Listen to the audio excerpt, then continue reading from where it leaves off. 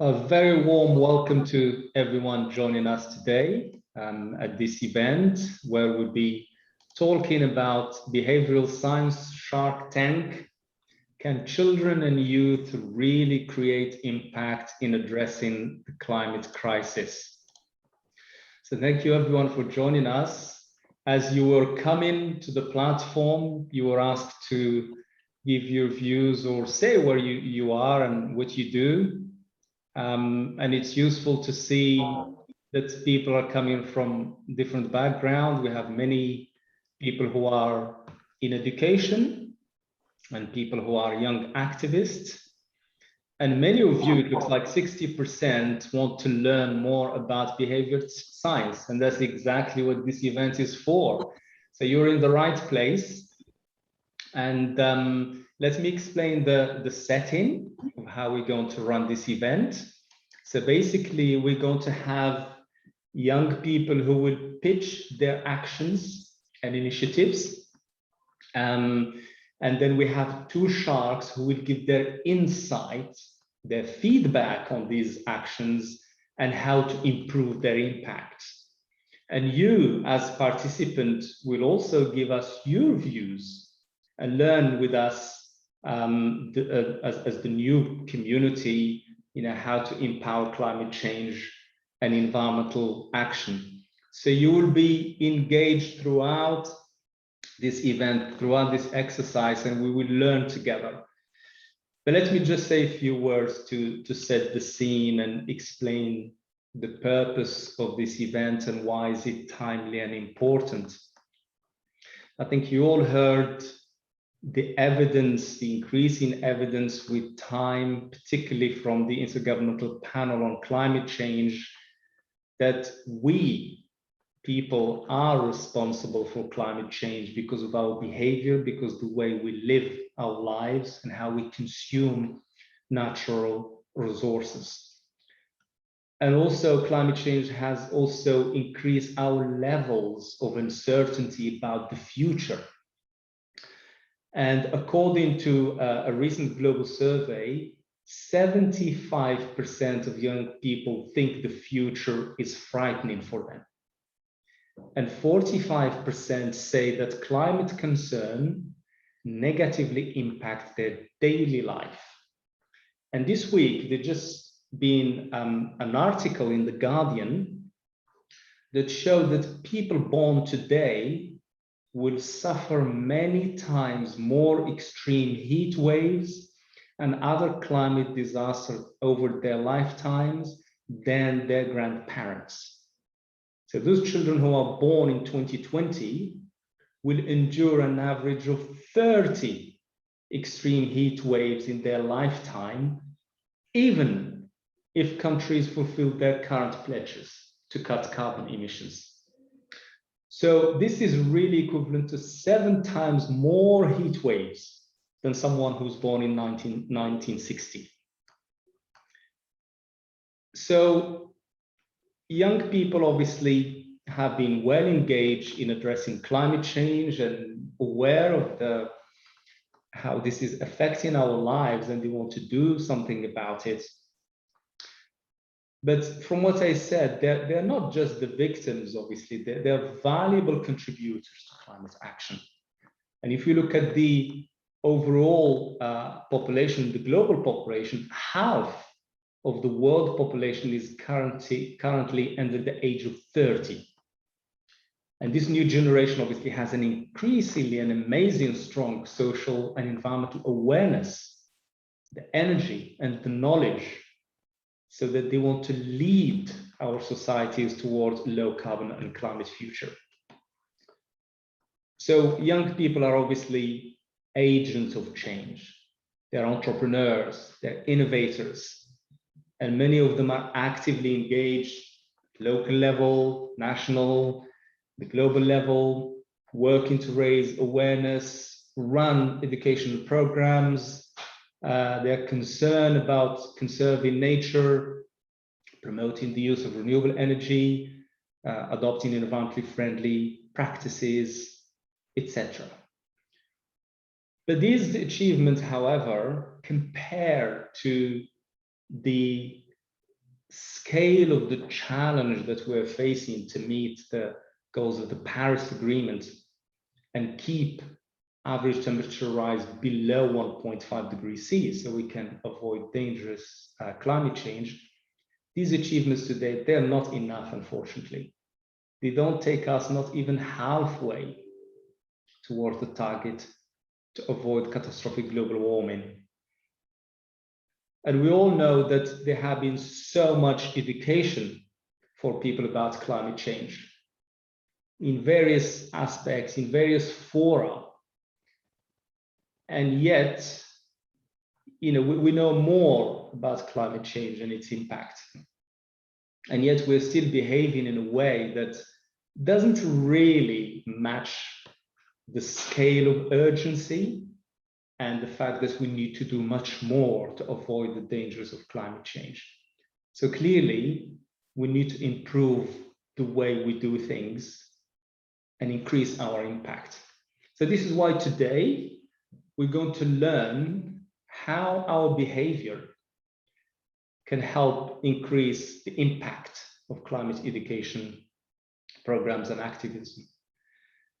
And this is because it's really critical and very powerful for us to understand how and why people behave in a certain way and how they make decisions.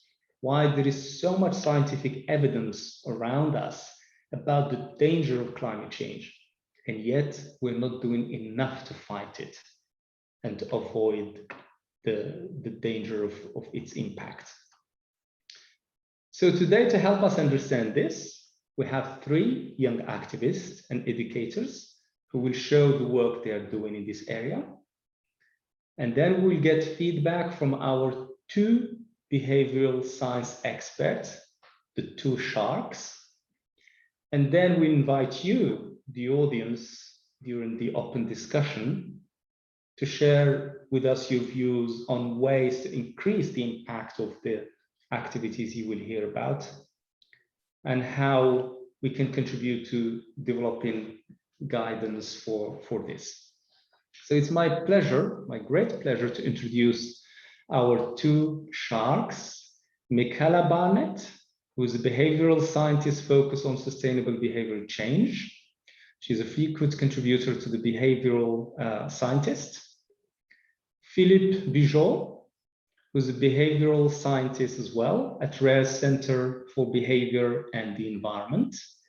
His work ranges from influencing pro-environmental choices via product labeling to understand the motivation behind electric vehicle adoption, all the way to designing large-scale sustainable agriculture programs. So these are our 2 sharks. The 3 young people who will present their pitches are Lisanne van Oosterhout, who's a 24-year-old young woman living in the Netherlands. She has a background in biology and biomedical sciences and a passion for inclusive agri-food system transformation and circularity. Our second young participant, Ishita Lal-Miadav. She is a deeply passionate youth advocate for climate equity and a social justice activist. And she serves as South Asia's regional focal point at the SDG 7 Youth Constituency under the UN Major Group for Children and Youth, and is a co-facilitator of Yongo Cities Working Group. And our third pitcher is Germaine Omoraza, who is a gender and environmental activist with over 5 years experience in community programs and project management. And her experience is broad, but focuses on girls and women empowerment. So welcome to the 2 sharks and the 3 pitchers. And without much ado now, let us start. And I would like, first of all, to invite Michaela and Philippe, who will present to us the principles of behavior science and some of the major reasons that societies are not meeting the climate challenge. Michaela and Philippe, over to you. Thank you so much, Zatuni. Can everyone see the slides? Do we look good? Yes. Excellent. As Zatuni said, my name is Michaela, and I am delighted to be one of the behavioral science sharks here today. But first, we must begin with what is behavioral science and why is it gaining so much traction and attention these days? You can go on to the next slide, Philippe. Every single sustainability challenge that we are facing today has at least one element in common. Go on to the next slide, Philippe. To solve them, someone somewhere has to change their behavior. But if you've ever made a New Year's resolution, tried to pick up a healthy new habit or kick an old one that's no longer serving you, or tried to change the behavior of someone close to you, like a family, friend, or loved one or colleague, you know that behavior change is not nearly as simple as it might appear, even when we want to change. And this is what Zatuni was talking about with climate change. This gap between our knowledge and what we want to do and what we actually do, between our desires and our actions, it's called the intention action gap or the attitude behavior gap. And this is one of the most demonstrated and broadly applicable findings from behavioral science. As humans, we're often stubborn, stuck, self-interested, and resistant to change. And this is where behavioral science can help, even for the big, complex, multi-layered problems like those facing us today, including climate change. Behavioral science is not nearly as intuitive as we would like for it to be, but behavioral science can help us. It helps us understand the root causes of our behavior, what levers we can pull and push to change it, and foresee the barriers that we might encounter along the way. You can go on to the next slide, Philippe. So in our very brief introduction and overview of behavioral science today, I'd like to start by introducing you to your brain's two operating systems, System 1 and System 2. System 1 is pretty irrational. It takes in information so quickly, we're not even aware of it. You can think of it as always running. It's fast and effortless.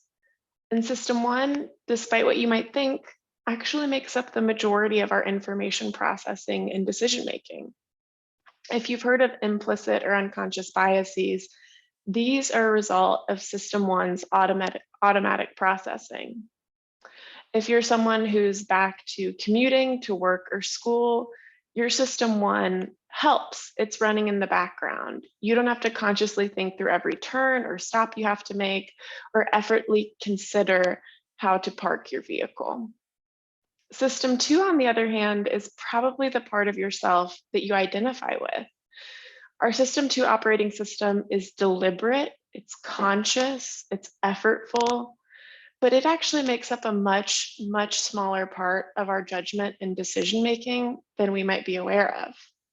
If we think back to the commuting example, your System 1 would be firing if you had to map out a new route to work, or if you had to do an effortful parallel parking.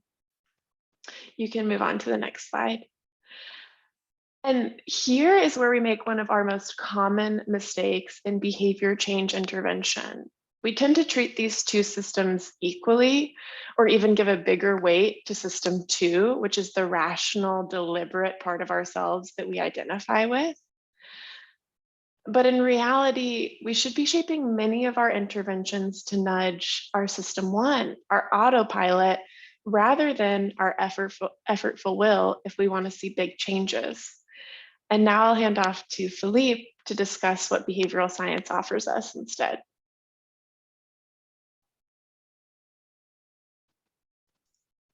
Sorry, that was labor intensive to try to unmute myself. Perfect. So yeah, so as Michaela was saying, a lot of behavior change efforts, especially when it comes to climate change, tend to rely on strategies that target our rational System 2 selves. That's a version of humans that traditional economic theories say will change their behavior if we either pay them, regulate them, or tell them how and why they should behave in a different way. In other words, you can think of it as the levers of change that are available to us are material incentives like cost, effort, or time. We also have rules, laws, and policies, or we can rely on information or education campaigns. Now, these are great strategies for system 2 thinking, and it's what most of our efforts to curb climate change have been doing. But I'm sure many of you can also start seeing the underlying problem here. Our rational brain isn't the one driving the majority of our decisions. In fact, there are 3 important points about human decision-making that traditional theories really fail to account for, and this is what we want to touch on today. First, as psychologists, sociologists, neuroscientists, behavioral economists, all those ists will tell you, context matters. That is to say that simple things like how a choice is presented to people can significantly influence their behavior. Many of you have likely heard of the term nudging. Well, nudges work because they direct people's attentions to detail that they might have otherwise missed or ignored, because they simplify our choices, or because they remind us of what we ought to be doing when we are about to do it. Second, humans are social animals. And because of that, we all tend to conform to the norms that we see around us. What other people are doing, what other people are thinking, and what other people can see us do are all things that matter to us. And most of the time, we don't even notice how much it drives our behavior. The best example of this is actually probably COVID related. Just think about how strictly you stick to mask wearing when everyone around you is wearing a mask versus when you walk into a room apart and no one is wearing one. We all know what we should be doing, but norms are a very powerful thing. Finally, and this is probably the most obvious, though we like to believe that we are deliberate and calculated in all of our decisions, emotions often overpower reason. A perfectly rational decision maker would care a lot more about ocean plastic statistics than seeing that one video of one turtle with one straw stuck up its nose. But we aren't perfect rational decision makers. We've all seen that video. So how choices make us feel, how we relate to them, is really an integral part of our decision-making system. So where does that leave us? Well, if we take a step back, what this means is that we have a lot more tools at our disposal for behavior change than what we typically assume we have. But it also meant that we can fail to get the impact that we want when we aren't using the right lever of change in the right scenario. And so this is really the theme that we talk a lot about when it comes to climate change. So it's important to make sure that the strategy we use really address the problems and the barriers that real people are facing, the people we work with. You can give people all the information in the world about things like electric cars, for example, but if no one around them has one, the established social norm may be making people uneasy about switching. Similarly, giving monetary incentives for people to switch to green energy providers can be a great idea, but we have to also make sure that making the switch is easy. Otherwise, we may lose folks to friction. And these are all things that behavioral scientists think about, that increasingly people are starting to think about too. So today, as we hear really about our 3 pitches for these amazing initiatives, we have one key takeaway that I hope everyone remembers. Acknowledging and using behavioral science doesn't mean replacing all of our old tactics. Rather, it's about understanding how people are making their choices and meeting them where they're at.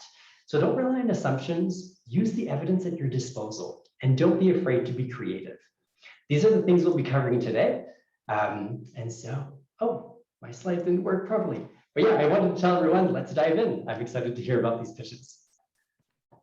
Great, thanks a lot, Michela and Philip. That's really helpful to set the scene very nicely. And so people now understand why there is a difference between what we know and what we're supposed to do.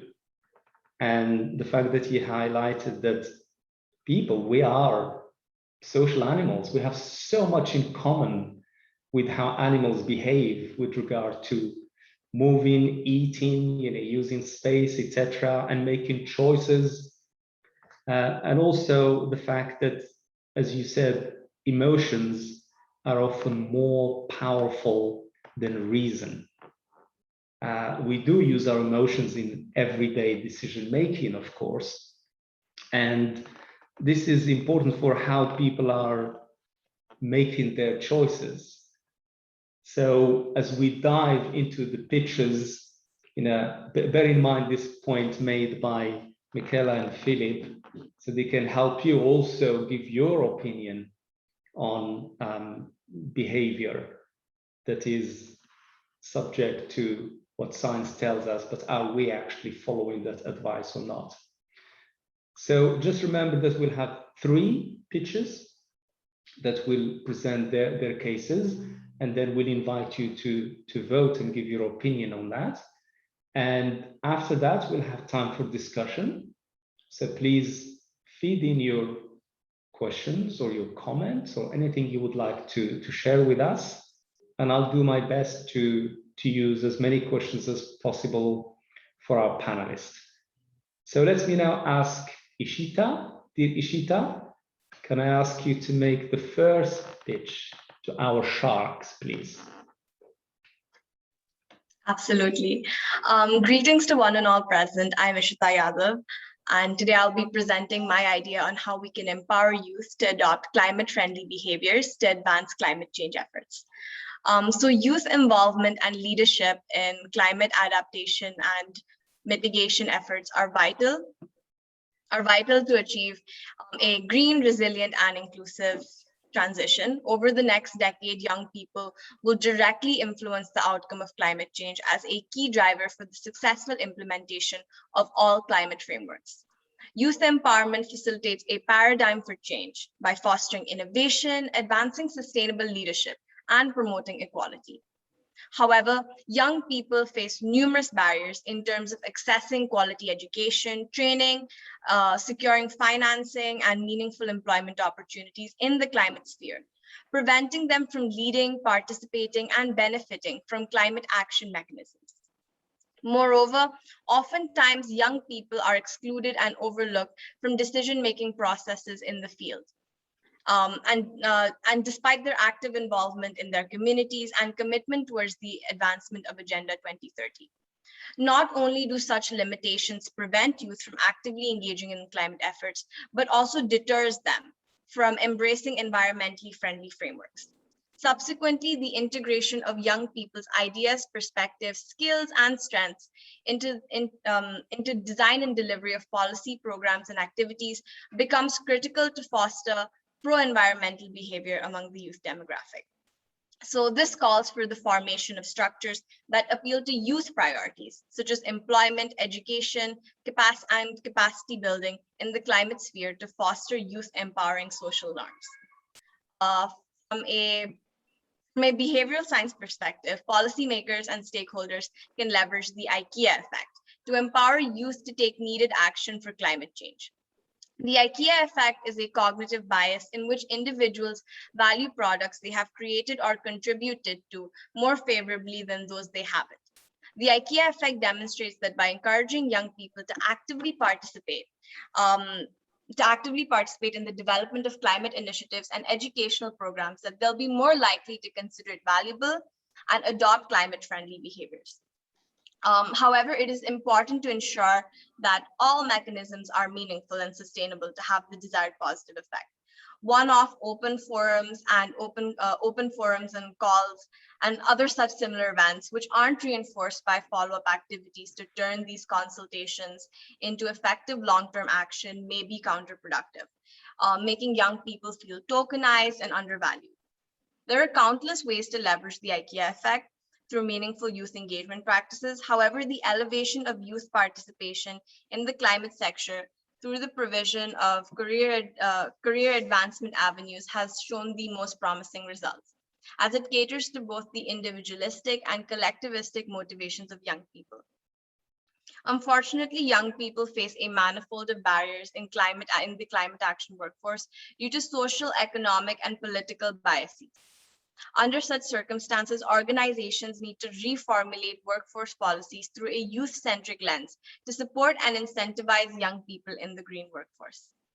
Establishment of paid internships, fellowships, and entry-level positions and youth workforce mobility schemes in all climate policy and educational programs will not only ensure that youth are more actively engaged in climate action mechanisms, but will also empower them to build relevant technical skills.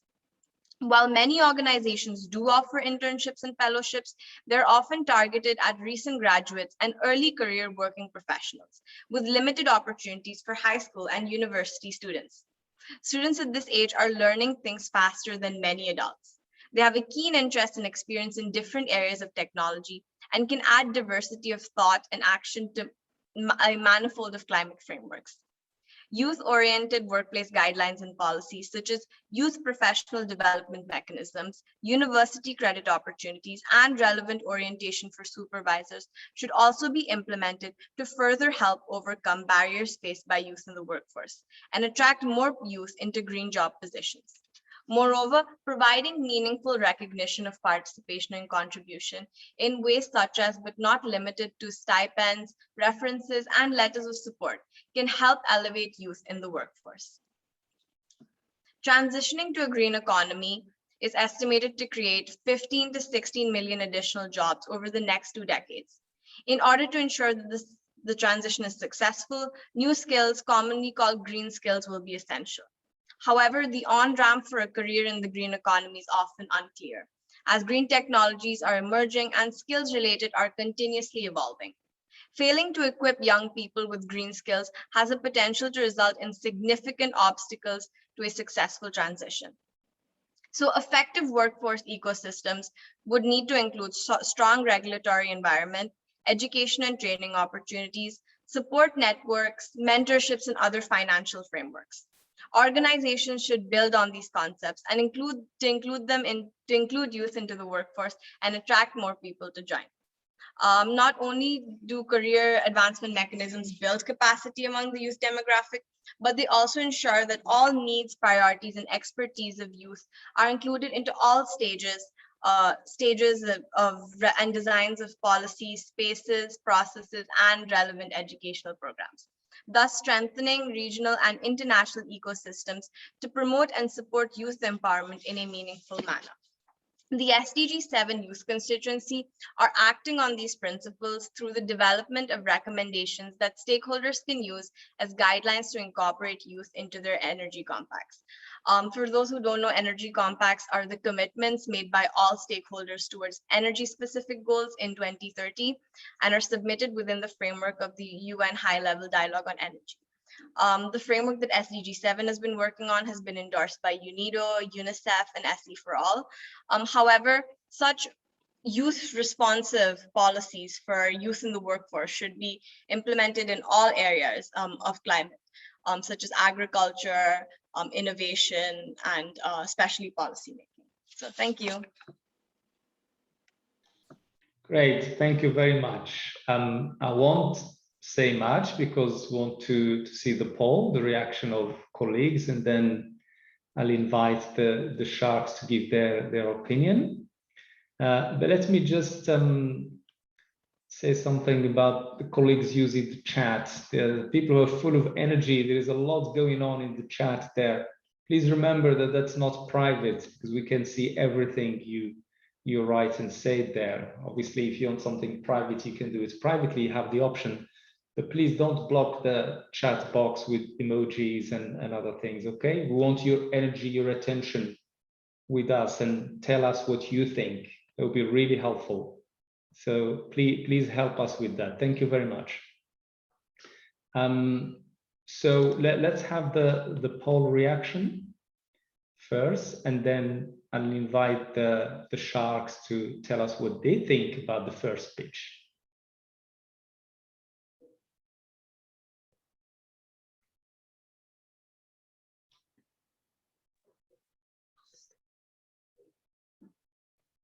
Can we project the question?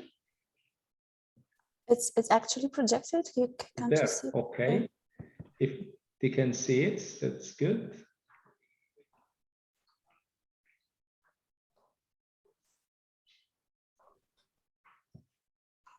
And then shortly we'll have the results. So you do not see the results because I'm sharing it now. I don't see them. Okay. If you click on polls at the bottom of your Yes. screen, you can see the results. Okay, Yeah. I see them there. Excellent. So the question was for you to vote from 1, which is poor, to 10, which is really amazing. From what you heard, how do you consider the initiatives presented will achieve changes in behavior and contribute to climate civic action? And I can see that from 4 5, 6, 7, going up to 10. Yeah, 24% think it's amazing. 18%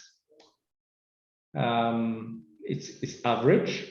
And then you've got things in between. Good. We have some reactions in sort of the second upper part of the spectrum. But let's hear from the experts, the sharks. What do you think? So I start with Michaela.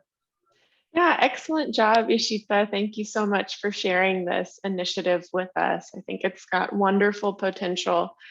One thing that I would encourage you and ask you is, what is the one specific behavior that you are trying to change here? And who needs to change that behavior?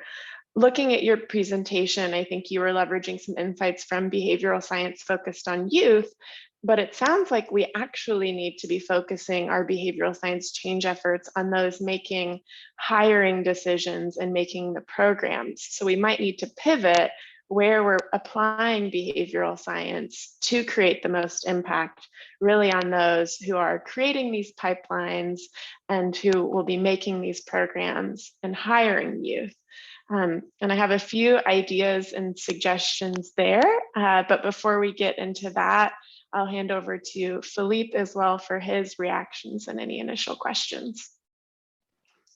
Sure. So I had similar questions actually with regards to specific behavior and kind of the target audience. I really like the fact that you use the IKEA effect. We're going into behavioral science.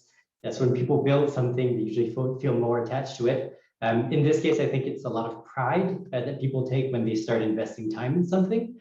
So that obviously will reflect then when they're really entering the workforce and starting to work in the climate sector. One thing that I was also wondering about is a bit like Michaela was saying. So we're creating all these opportunities, and I think there's a huge opportunity here for, we have created the space. So we have kind of this material incentive, right? These roles exist, but how do you get the students to that space then? I think is a very interesting way to start thinking about, okay, how are you thinking maybe of youth ambassadors that join the program? How do you message different students about this program? And I think this is something where potentially we can help and we can start discussing, because yeah, you're creating this great material incentive, and then kind of how do we drive people to it? Great, thanks. Ishita, your reaction, quick reaction to what you heard? Yes, absolutely. I think both sharks gave very valuable feedback, and I think it's definitely going to like shape this initiative a lot more further, especially in terms of attracting young people to join this. And I think it's a two-way thing. Like the hiring like the people who are formulating these structures and frameworks also need to show some shift in their behavior, and there also needs to be something. So they need to meet each other halfway. So yeah, thank you so much, guys. Excellent, thank you. So you've got a good feedback there on who you're targeting and how do you get them into that space where you want them to make action and impact. So let's hear now from pitch 2, Germaine Moraza, who's going to present us Girl-Led Action on Climate Change, Africa. Germaine, over to you.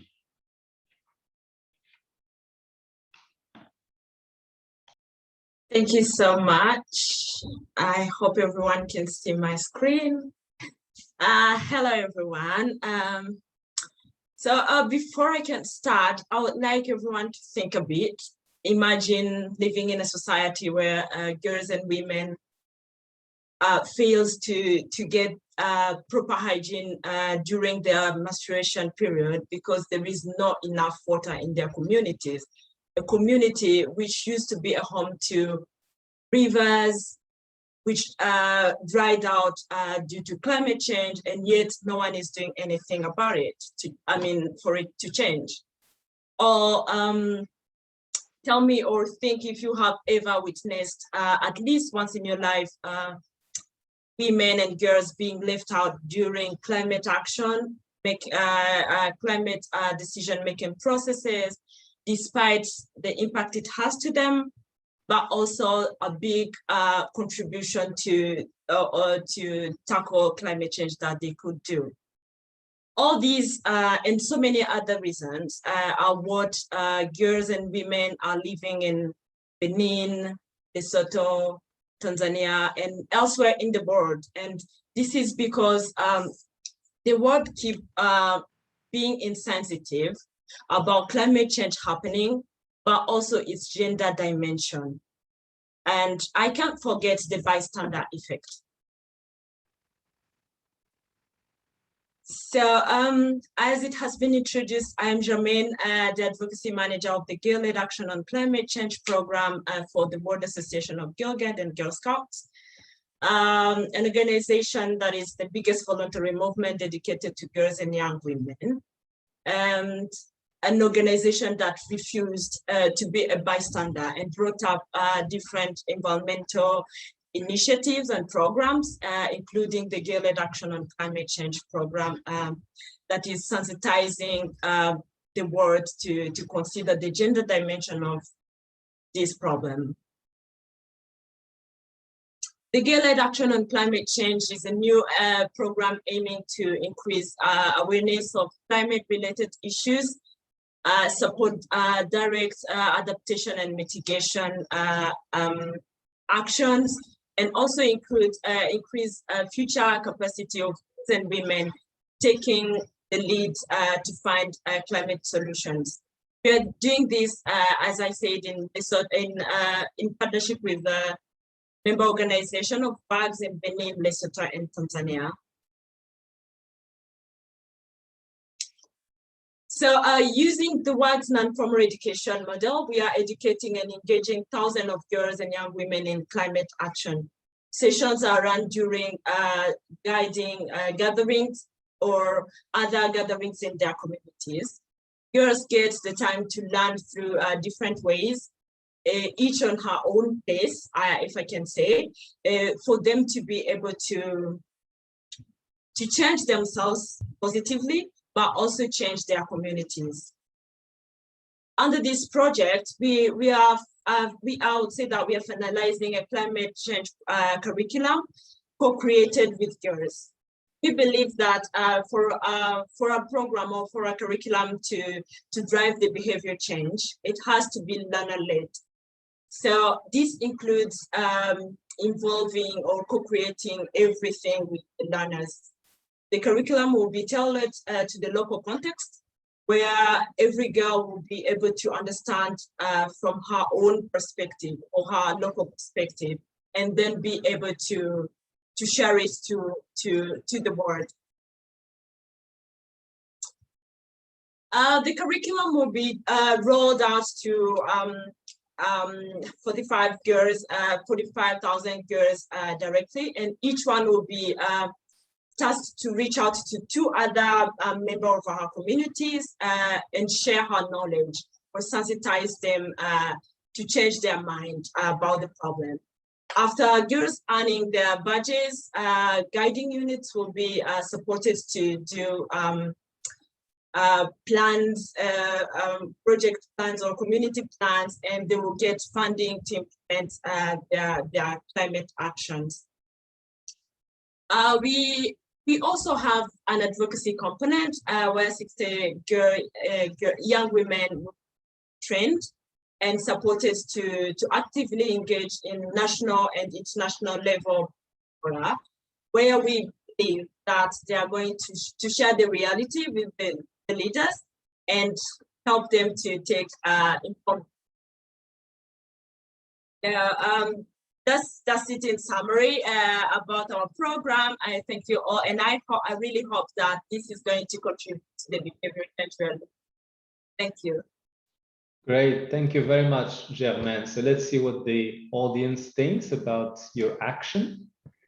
And just to remind everyone that we are the panelists here, we're not voting, it's just you, the audience. So it's good to hear what you think. Yes, Juni, participants asked for like a short time, like 1 minute, to be able to vote after the pitch. So if that's okay. Yes, of course. Just a couple of seconds. Sure, no problem. Take your time. The main thing is to express your opinion on this. And also, please remember to put any questions you want us to ask during the discussion. We would welcome that as well. Anything you would like to share with us, maybe your experience, maybe something you're doing in your own area. It would be good to hear about that as well. From what you heard, does something sound similar or different, or anything you agree or disagree with? It would be good to hear from you as well. I can see we have a large number of participants, so please share with us what you think.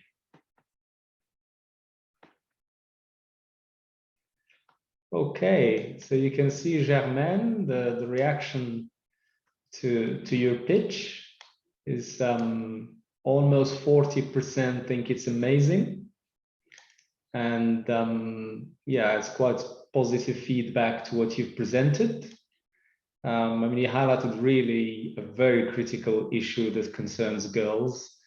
And it's happening in many areas where even it's not just in developing countries, in developed countries as well, actually. So let's see what the two sharks think. Let's start with Philippe this time. Sounds good.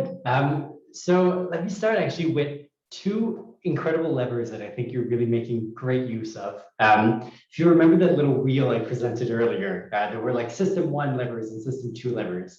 And here you're really making use of what we call emotional appeals, and also some social influences. And I want to get into that, especially when you say learner-led curriculum and kind of tailoring your curriculum to the realities on the ground for these different classrooms and different groups. I think that's super important because you're personalizing the information for these girls so that they really understand the impact in their community. I mean, that's super helpful. And it's also super helpful when they talk to other people about it, because it's not just for them, really. They're going to be ambassadors of change if you want. So having these personal stories is a great way to engage other people around them. The other thing that I really like that you mentioned is that each girl is going to be tasked with recruiting 2 others. Here we're going directly into social influences, social norms. So there's this concept called social proof, where you're much more likely to engage in something if you've seen people like you engage in it and succeed at it. So if you're being recruited by someone who's enjoyed the program, who's liked the program, and who's like you, you're much more likely to join that. So 2 great levers that you're making use of. Great, thanks. Michaela? Yeah, excellent presentation, Germaine. I am going to build on what Philippe said. I see 2 additional mechanisms here that I think are really important. You mentioned early on the bystander effect and how that you're trying to overcome that through your work.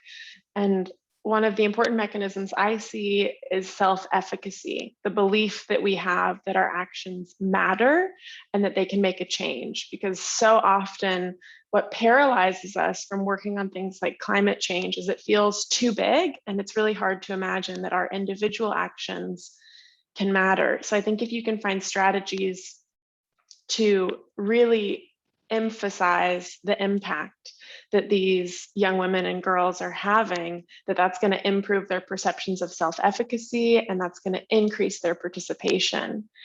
The other thing that's related to what Philippe said about this hyper-local customization that you're doing is you're really going to be showing the proximate impacts of climate change and the solutions that you're providing.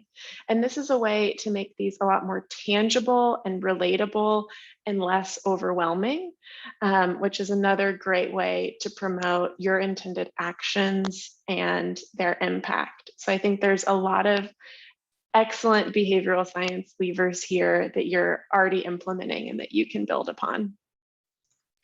If I may jump in, just again, one last thing. One thing I am wondering though, is with the education curriculum you have, kind of what is the ask then for these girls? So are you teaching them and then hoping that they do something afterwards, or are you going to be encouraging specific actions afterwards? And I think that's something that you have a lot of freedom with, and also that you might be able to guide them in different programs. You might even be able to partner with the other pitches here for it. But yeah, I think that's something that merits a bit more thinking. Great, thanks so much, Michaela and Philippe. Yeah, Germaine?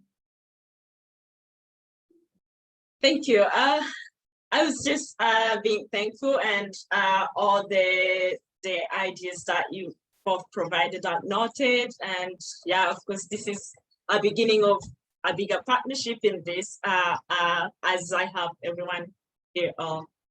Thank you so much. Thanks, Germaine. So, I can see there's some questions on the chat as well.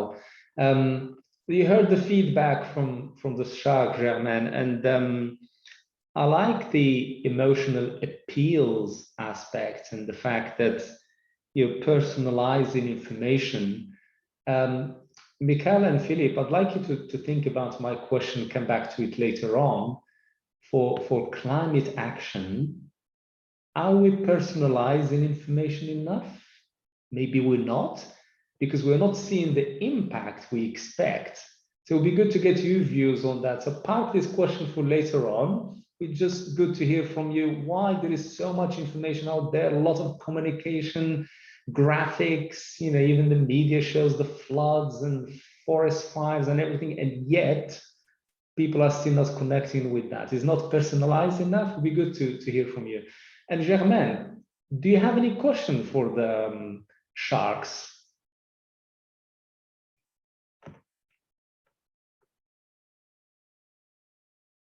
I mean, think about it. I'm just asking in case you have a question, because they are giving you feedback, but maybe there is something you want to ask them specifically on your project. If not, that's fine.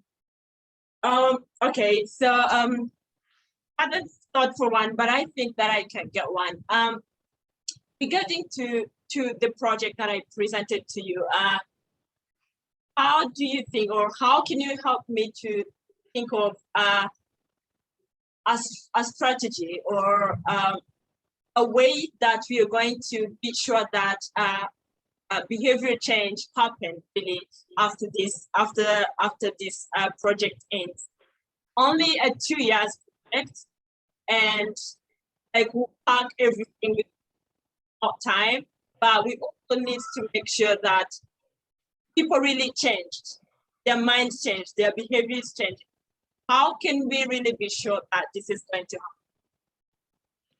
I mean, I think you understand. Very good question. Yes, that's let's see if Philip and Michaela have a quick reaction for you. Philip? Sure. Yeah, I think the first thing I would say is if you want to be sure that there is an impact, you should probably monitor down the line. That's something that a lot of us don't do actually in conservation. I think we're very guilty of that. We don't really measure the results of our actions later on. So that's the one thing that I would say, but going more to your point, I think, what you really want to do when you're going with this education campaign, ultimately you want to affect behavior at the end, right? And I think, especially in your curriculum, you want to, we're talking about personalization. I'm going to address Zitumi's question here already. We're talking about personalization of information. I think one step you can go is actually personalization of solutions or actions that people can take in their communities. So often we hear about like CO2 and reducing CO2 and all these things, but what can I do specifically in my community that will help my specific community? And I think that is something that we don't pay enough attention for, like personalizing the solution itself. And that's something that, one, you will be able to define specifically so you can measure, but it's also something that you can encourage and even maybe do a bit of choice architecture to try and facilitate. So maybe there's some behaviors that you can make happen by default, or maybe you can encourage different things with reminders. So I think that there's a lot of potential, and happy to keep this discussion going afterwards also. Great, thanks. Michaela, any thoughts?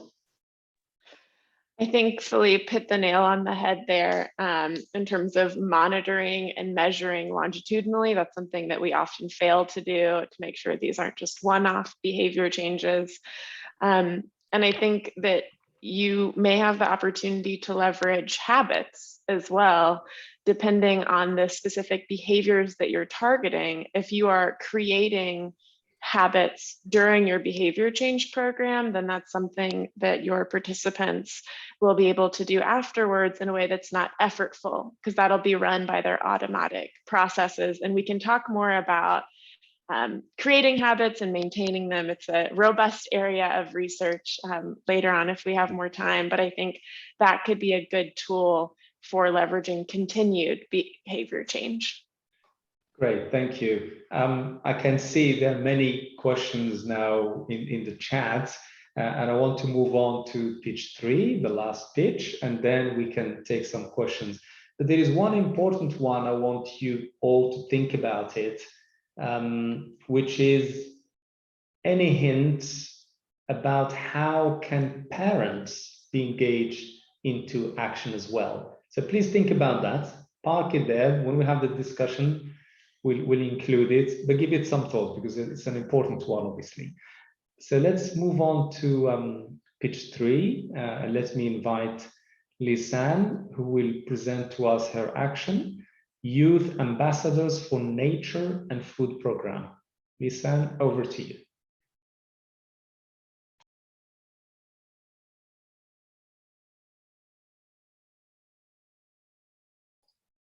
Yeah, hi, can you hear me?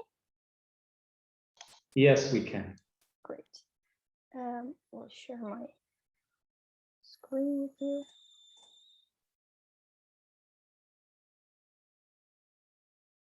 Okay. Do you see my screen now correctly? Yeah, it looks good. Okay, great. Yeah, hi all. Thank you for this opportunity to speak here. And I also want to share my gratitude for the 2 presenters before me for their wonderful projects. Really nice projects. And I will present here the idea of green teams in food empowerment. And you see here on the screen, this was a newspaper in the Netherlands. It's often said that we are all that where you are is also what you eat. But then my question to consider is, how can students or young people ever decide what is good food or what is most sustainable and a healthy option when 3/4 of food in supermarkets and in surroundings are unhealthy? And even more, we are not even aware of what healthy and sustainable food means, and how to encourage also young people to engage in climate action in their own city. So that is why I want to present Green Teams Zoetermeer. So within the city of Zoetermeer, we recently started a network of young people from different age groups, primary and secondary school, supported by youth aged 18 to 35, in which I am also involved in setting up that network. And the youth organizes their own projects that contribute to a more sustainable society in the city of Zoetermeer. And they're supported in this by various partners. The teams are organized around the Sustainable Development Goals, and thus the activities cover a range of topics. So for instance, you can see on the picture that we recently did a trash challenge where we also planted seeds, and also garden working together with the young people. And also currently the students are preparing a sustainability conference with ranging topics. And they also actually prepared a very short video in which they explain it a little bit themselves, which I would.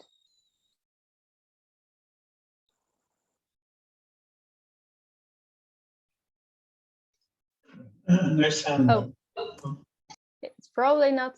Is the sound not working? No, try again. You have to select, Lisanne, you have to select share sound too for the video once you launch the video itself. Can I do that again now? Sure.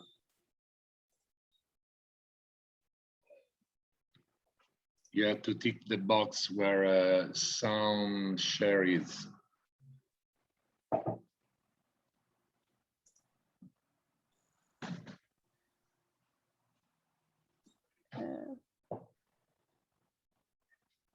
I think We got a great Share suggestion sound. in the chat. Yeah, Samen doen perfect. we allemaal hele leuke projecten op school, maar ook samen met elkaar buiten school, om onze stad een beetje groener te maken, om onze wijk wat groener te maken. Yeah, so it's just a very short video to show the students. Go. So, yeah, what the idea is that we have is like that we make various secondary school students aged between 14 and 18, which you saw in the video, trained as ambassadors on healthy and sustainable food and nature. And after the training, the students are able to make more sustainable choices in supermarkets, but also learn more about where their food comes from and about nature. We choose supermarkets because many children, they simply go there. It's easily accessible, and also during their lunch break, also with their parents, of course. And also the students can be educated broader on nature to also do that in their own city. After ambassador training, together with the students, we organize for information evenings for parents and also for other interested parties to explain the project. And the ambassadors then, they will visit primary schools and lower classes of secondary schools to explain and start a project there. So they become the teacher or ambassador in that way. During the project, the students can then collect points with an app by making the right sustainable choices in supermarkets when they buy something for themselves or when they go shopping with their parents. And each product then has a value associated with it. And after collecting a number of points, they receive a reward. And it could even be a battle between schools or between different supermarkets in different areas, for instance. The project is supported by a project group. For instance, the 18 plus till 35 group in which I am involved, and also with schools, supermarkets, and municipality. And making youth ambassadors of change and organizing around different age classes provides an ongoing flow of learning and knowledge sharing and support, while at the same time, the students can work together on sustainability within their city and within their own environment. One of the challenges, of course, is how to encourage the students to join. And during a recent discussion group together with young people, the students explained that they are encouraged more when a project is made into a competition. That is why also we decided to go with points, where they can collect points and compete with each other. And within this project, the students not only gain a variety of experience with organizing activities, because they do on their own, for instance, with the conference, but they also gain knowledge on relevant topic. They learn how to work together in teams and to speak up their mind. For instance, we went to our mayor last time to discuss with him on youth participation. And of course, they can just have fun together. And for me personally, it's really amazing to encourage, to excite and to learn from younger people about their ideas on sustainability and to help them organize their activities. So I also learn from them. So to summarize, the aim of this project is to make the youth ambassadors of change towards a sustainable city and society, but also to empower them to make more sustainable choices and thus let them contribute to their own healthier future. That's Great, Lisanne. Thank you very much. So let's see what the audience thinks. So take your time again to vote and give your views. And then we can share that with everyone. And if I can ask colleagues who presented already, there are many questions for you to look at. If you could please answer them and respond, because we may not be able to take all of them. So feel free to respond to them online as well in the chat box and in the Q&A box. So let's see what colleagues, the audience think about your presentation, Lisanne. So it's very positive, similar to the previous one, almost 40% think it's amazing. So it's very positive feedback. I mean, it's good. I mean, what I took from your presentation, the fact that you want to make youth ambassadors for change. That's the key thing. And you presented an example of how you're engaging with them to achieve that. So let's hear from the sharks now. What do they think? Michaela? Excellent initiative, Lisa, and thank you so much for sharing that with us today. So in terms of behavioral science, I see a lot going on with this project. This idea of intergroup competition can be a really powerful one. As Philippe said in the beginning, we're very social animals, and social identity in terms of in-group membership can be a great mechanism when you're competing with an out-group and you want to see your group very positively. In terms of the incentives and the point structures, I think that there's a chance that you could have some backfire effects there. So you would want to measure and look at that. Sometimes when we offer material incentives for behaviors, that can actually reduce our intrinsic motivation to just participate in it. And for something like children with healthy or sustainable eating, it could lead to a perception that these things aren't as good as the alternative because we have to bribe or reward them to participate. So it could lead to some backfiring effects in the future. Just to give a quick example, we saw some of that with COVID-19 vaccine lotteries, particularly in the United States, when we were trying to incentivize people to get the vaccines. The fact that there was a reward associated led some people to be more suspicious of the vaccine, because if they had to be rewarded to get it, maybe there was something else going on there. So this is just one of the ways that we can be careful when thinking about material incentives. But I think the social elements of your plan are really, really wonderful. And I think there is so much good things there in order to promote sustained behavior change. I'll hand over to you, Philippe. Sounds good. Yeah, I was actually going to touch also on the backfiring effect. One thing that I'm thinking of, here we're talking, like Michaela was saying, about norms. What you're also showing with this competition is kind of what the other schools are doing. So you're showing what other people are behaving like.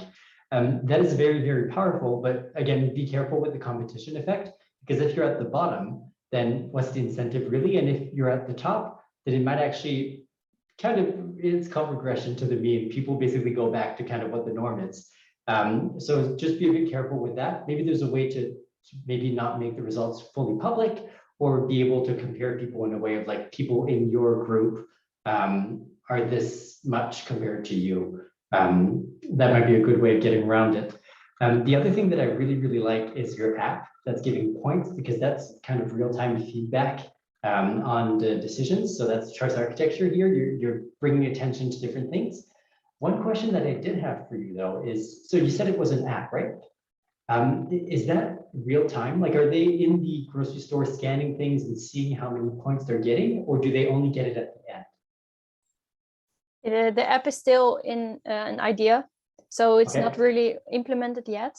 But ideally, it would be like something that will be at the moment. So you can collect points at the moment, a little bit like collecting cards or that we already have in supermarkets already. You can collect like cards or nice things when you buy a product. Same idea, but then with points. And if I may, can I ask also a question on the points that you both raised? Because on the backfire part, I was a bit wondering how to encourage without then really rewarding, because if like reward can at the same time can be good, because you say like, oh, you're doing a great job, but on the other end, it can also create suspicion, as I hear. So yeah, how can you find a middle way in that? Yeah, that's a great question. So I think we touched on two different ways that this could backfire. So I can talk about the rewards, and then you can talk about group comparison.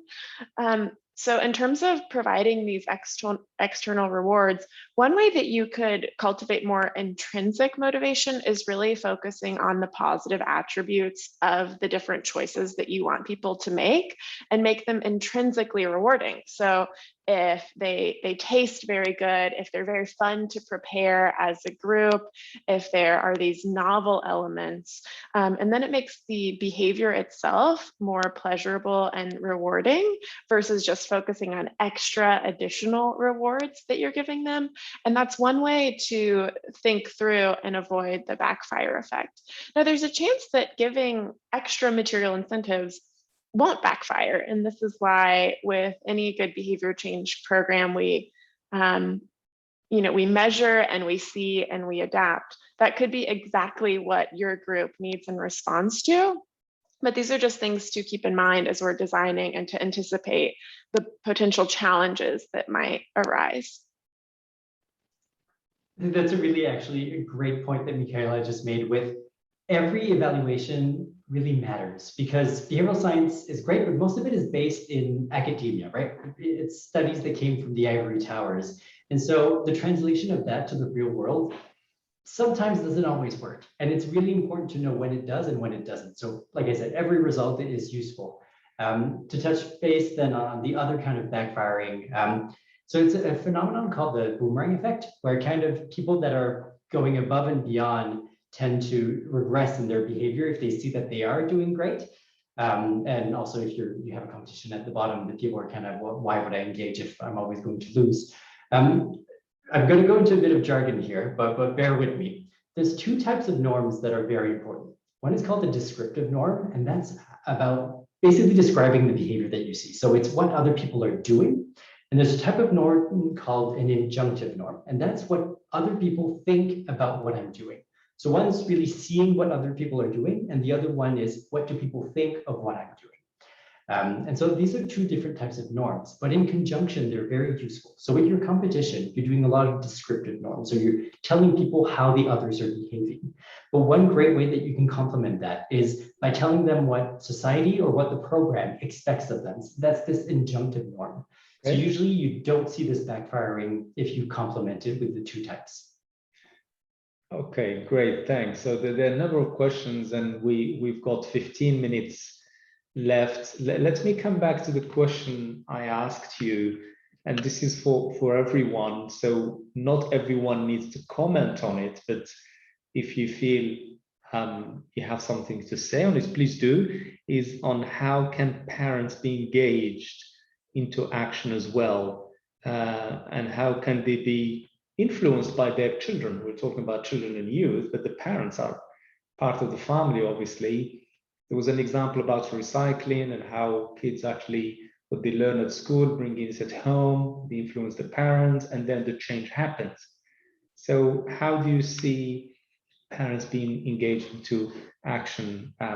Let me start with the pictures, perhaps, because the sharks just spoke now, but perhaps Anastasia or Shita, Germaine, feel free if you want to come in. There is no pressure if you have an opinion. Otherwise, anyone just raise your hand and we can move on to the next question. Any views on engaging the parents? Germaine?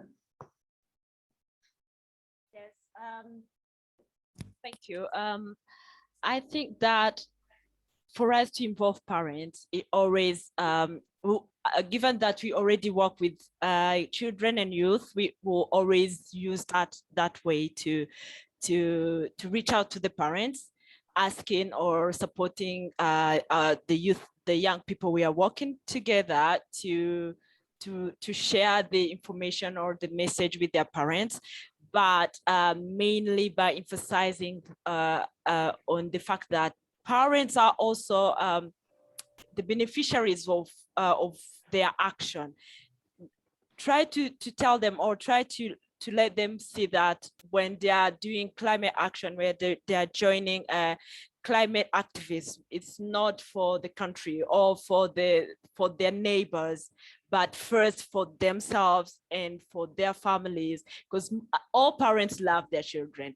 If you try to show them that by doing so, by joining climate activists, they are doing it for their children, they'll obviously join you more than telling them this is a governmental plan, this is a program that which is brought by this and that NGO or another government institution. Show them what they are earning in joining the club. Thank you. Great, thank you. Any other thoughts or reactions on this? It sounds like an interesting channel to influence adults through what children and youth do. And it highlights, in my opinion, also another important aspect in influencing behavior change, which is trust. Who do you trust when you hear the information, when you see someone behaving in certain ways? What makes you want to do what they do? If they're your parents and you trust them, or if you're your children and you trust them, then you mirror that.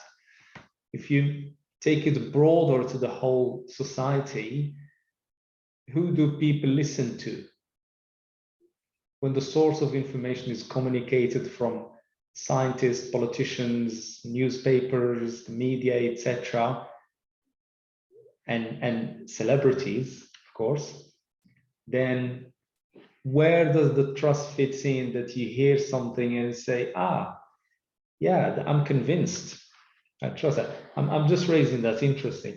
But let me ask another question from someone here saying, I was wondering if you had any insight on how to nudge collective change or awareness, any experience on how to influence public actors in prioritizing actions to climate change, for instance. Any thoughts on that, Philippe? I can take that one. Yeah, I'm working on a program actually that does exactly that. Here, I'm going to refer back to social influences. A very good tool that you have is to make behaviors observable. That is something that we don't think enough about, I think. And it's really when you're able to show what people are doing. For a lot of climate change behaviors, these are usually invisible. Like people don't know how much energy different households are using or how much they ultimately use their car. It's a very powerful tool, especially if, going back to some of the jargon here, the injunctive norm, the expectations that people in your community have, don't necessarily align with overusing certain behaviors. So it's something that I think we need to actually think a lot more about, especially when it comes to government officials and people in power. How do we make their behavior observable so that everyone can see, does it align with our norms and what we want our norms to be? How we do make that observable, though, is going to depend on the context. So happy to have a conversation after, but yeah, we need a bit more info on that specific problem. Great, thanks. Any other views, Michaela? Yeah, I think this is an excellent question. And this is actually a direction that I see our field going in increasingly, which is moving away from nudging individuals to really nudging choice architects. So Philippe talked earlier about choice architecture, which is the context in which we make decisions, in which we are navigating through as we're behaving. And a choice architect would be someone who's creating the system or the policy or even the supermarket that we're making those decisions within. So if we turn our behavioral science lens from end actors up to those who are making decisions at scale that impact the rest of us, I think we can have really large impacts. So instead of just looking at people who will be the target of eating healthier food in a supermarket, for example, how are we looking at the people who are making decisions about where they're placing the food and how are we nudging them and changing their behavior? And that's a really powerful way to change behavior at scale, is by shifting from downstream to upstream. Great, thank you. Let me bring in the pictures here one by one. And starting with Lisanne, you work in informal education structures, and I just want to ask you if you can share with us any barriers that you met for running your program, and how can entities like schools and municipalities help to empower programs like the one you're working on? Yeah, thank you for the question. I think one of the barriers that I think many will also probably recognize is how to engage multiple levels of society. Also within youth groups, you have different levels. Also in education, you have the it's a bit hard to explain, but the higher, but yeah, how to classify it, but the higher level education to say, and the lower level education. And we see now that mainly higher level education is often more drawn to these initiatives, also a little bit more drawn to participate. So also my question would then be how to encourage also like different groups. And what I think what we now have, for instance, is that municipality supports this idea really, and that helps so that you do not specifically face barriers directly. Although, yeah, sometimes they can also make a wish list for themselves, and that can make it a little bit harder. But if you can find a way to collaborate, for instance, with the city, with the municipalities, and also with the surrounding, that really helps. But yeah, then again, the question how to encourage more students and also a wider and diverse range of students. Great, thanks. And Germaine, from what you heard from Lisanne just now, do you see any cross-cutting issues with what Lisanne has just raised? And based on the feedback also given by the two sharks, are there any actions that you see that deserve a top priority by government to empower children and youth, and especially girls and young women for climate action? Yeah, thank you so much, Sitini. Yes, we do have common points, though I would say though our approaches are a bit different, but we are all working on education, and we are all looking for a partnership with the local leaders, with the governmental institution. We want the leaders to be on our side. So bringing everyone on our side, getting a support from mostly the leaders and other big partners is still an issue, because everyone is working for their own benefits. So if you are blocking them to go beyond, they'll fight you, but they'll fight against you. So the biggest challenge is getting the support of the people we really need, but also I would say that on the other hand, the biggest challenge is we are facing in sub-Saharan, where we are doing the project, is the resistance of new information and new approaches to tackle climate change, and more especially its gender dimension, due to a long custom and tradition that is ruling the communities. But going straight to what can be done, I think that governments or leaders should ensure that the gender dimension is really considered across all policies, budget, programs that is being implemented, and ensure girls and young women have an access or self-access to relevant and reliable information, because we really need that to change behavior. Okay. Not only girls, but also the community. Yeah. Okay, thank you. So let me bring in Ishita.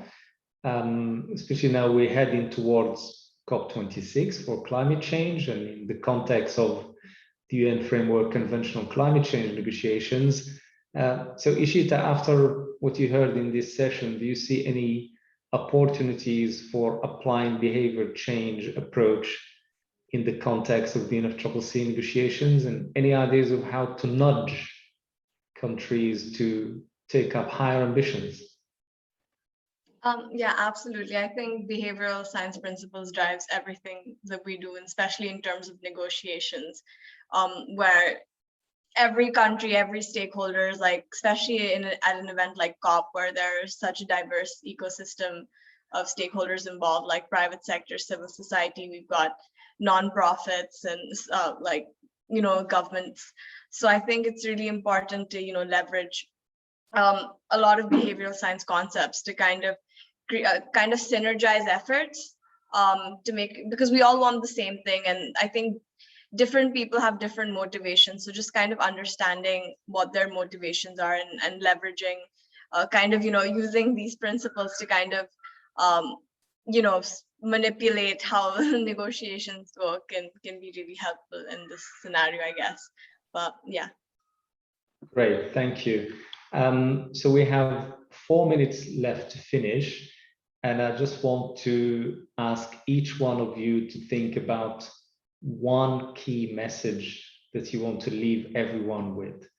So the audience has been asked to post 1 or 2 words message that you want to bring along with you from today to share with everyone. So please think about that to do the close-in. So I'll ask each one of you, and I want you to be brief, 1 or 2 words, no comments.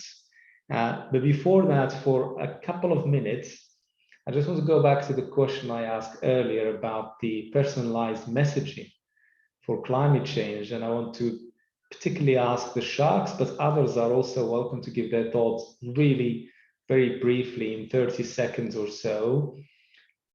Are the messaging we're putting out there for climate change personalized enough? Or what is missing? Why the evidence is not matching the action, or the science is not matching the behavior? Michaela? I don't think it's personalized enough. And I think with climate change, we've talked about how big it is and how distant it feels. People often have a hard time imagining and seeing how climate change is going to impact them personally or impact them now. And so one thing that is really effective is sharing messages from people that they identify with about how climate change is affecting them.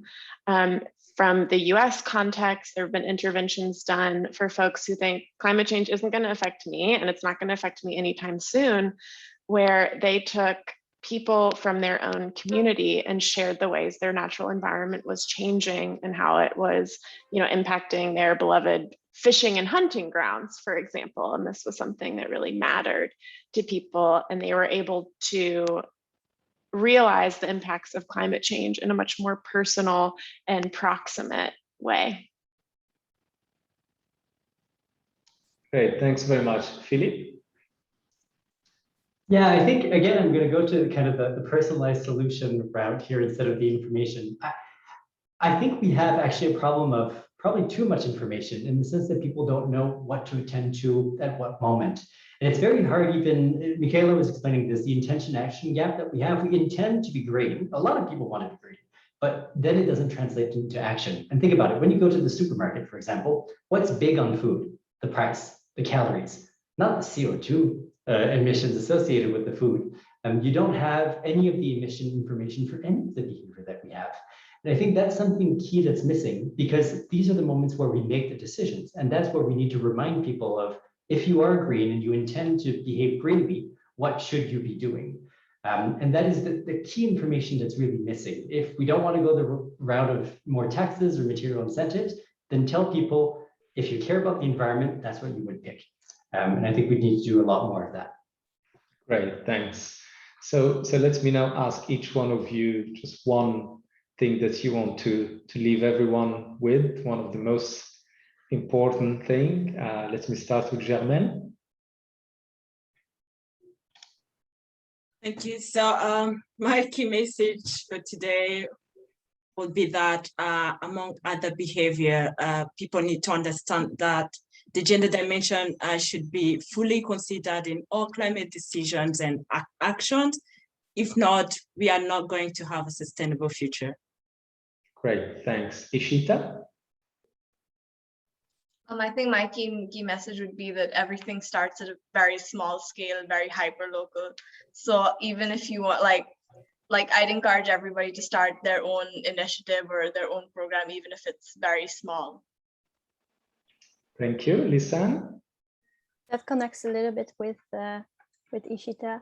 My key message would be to be your own local ambassador of change. Great, Philippe. I'm going to go with test and publish your results. We need more evidence in the field and more diverse evidence from all around the world. So that's what I would say. Good. Michaela?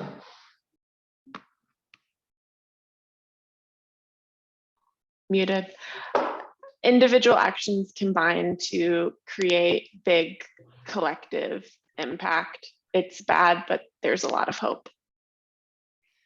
Great, thank you. Well, for me, is the power of personalizing information.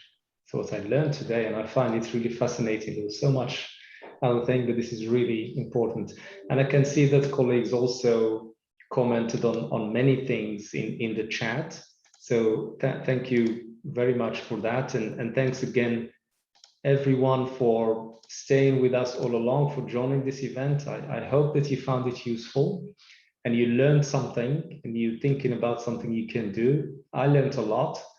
Let me thank the sharks and the pitchers for really very good and lively discussion. We could have continued for longer. There's so much to talk about. But hopefully this is just the start of the dialogue for this behavioral science and its impacts on our action. But let me also thank all the colleagues behind the scene who made this event happen, particularly Anastasia, Suzanne, Alina, Mehdi, and Ruben for really helping to organize this great event, and for everyone again who joined us. So thank you all very much. The recording will be available to share with you later on, and please share it around for everyone who needs to know about this topic. It's really fascinating. Thank you very much. Enjoy the rest of your day. Thank you. Bye. We just have one quick image that Maddie will show. If people are interested, there's the additional behavioral science work that we'll be doing. Okay. So Maddie will just show that as people are leaving, and if they're interested, they can join the youth forum on behavioral science. Okay, let's project it for a few seconds and then So hi everyone, just to give you a little bit of insights on the other activities you can join on the education track. You can visit our website and learn more about the Yoga Labs, the Junior World Food Day, or also the other sessions around behavior change sciences we're organizing. And especially there is one dedicated to young people. So very soon we will start an online forum for young people to exchange on questions such as what are the barriers preventing people from making sustainable and nutritious choices, and also what can you do at your level to help lift those barriers. So the aim of this forum is to, of course, connect young people among themselves, but also gather recommendations to ultimately create a guidance document for other young activists to help them design initiatives with high impact. So if you're interested to join the forum or just want to know more, you will have the opportunity to register at the end of this event, or you can also send an email at the address on your screen, so younga@fao.com. So yes, thank you for your attention, and I look forward to seeing you all at the forum. Great, thank you. Thanks everyone then. Thank you. Thank you, bye. Bye. Thank you, bye-bye.